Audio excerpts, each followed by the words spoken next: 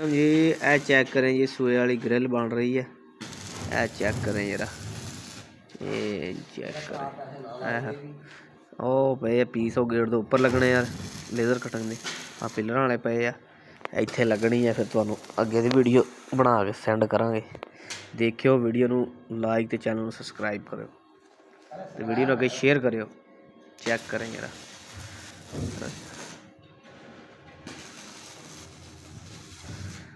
ਇਹਦੇ ਵਿੱਚ ਹਲੇ ਛੋਟੇ ਟੋਟੇ ਵੀ ਲੱਗਣੇ ਆ, ਛੋਟੇ ਪੀਸ ਲੱਗਣੇ ਆ। ਆ ਪਏ ਬਾਲਟੀ 'ਚ।